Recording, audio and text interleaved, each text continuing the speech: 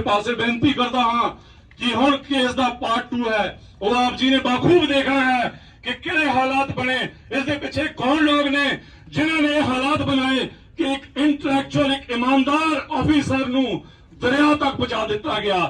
ये बाखूब police administration नूं देखना पेगा, इहदे विच बड़ी सिंसियरिटी दे नाल इंक्वायरी उन्हां नूं करनी पेगी।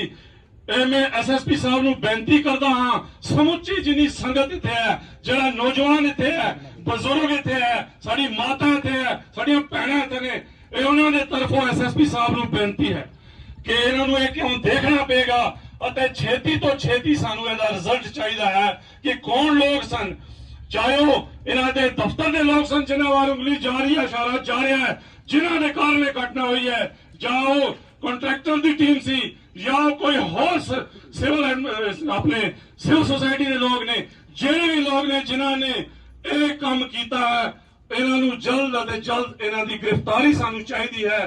वरना सिख भाईचारा सिख कौम जे इस केस नूं लाइट लिया गया ते सानू फिर सड़कों ते आउण वास्ते मजबूर ना किया जाए।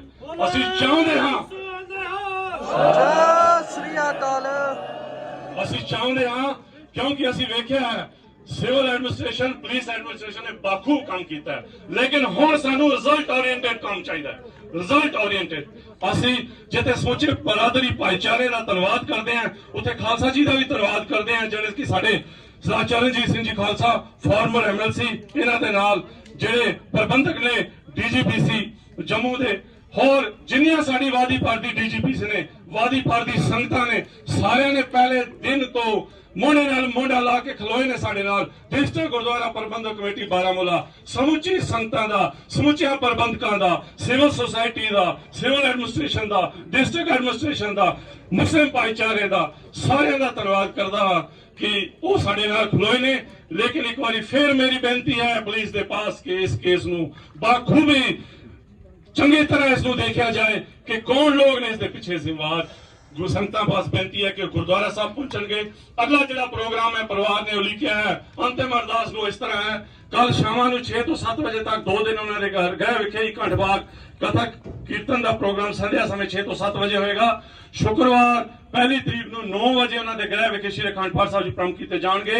एतवार नूं 9 बजे श्री अखंड पाठ साहब जी समाप्ति उन्होंने गृह विखे मतलब अखंड बाग विखे होगी और 10 बजे तो 12:30 या 1 बजे तक गुरुद्वारा पातशाही 6वीं बारामूला विखे कीर्तन दरबार और अंतिम अरदास का प्रोग्राम होएगा। समुचिया संगतां दे पास बेनती है कि इसे तरह अंतिम अरदास दे विच भी एकता भाईचारे का मिसाल पैदा करके अंतिम अरदास दे विच भी आपां सारियां ने शमूलियत करनी है। सारियां दा धन्यवाद। सारे गुरुद्वारा साहब विखे हाजिर होणगे, देग तैयार है, अरदास तो बाद देग अते चाह छक के सारे चाले पाणगे। सारियां दा धन्यवाद करते हैं। सतगुरु कोल भी गुरमीत सिंह जी लिए अरदास करते हैं, कैद कबीर सुनो रे संतो खेती करो नवेरा, आपकी बार बख्श बंदे को बौर न पौजल फेरा, बौर न पौजल फेरा। वाहिगुरु जी का खालसा, वाहिगुरु जी की फतेह।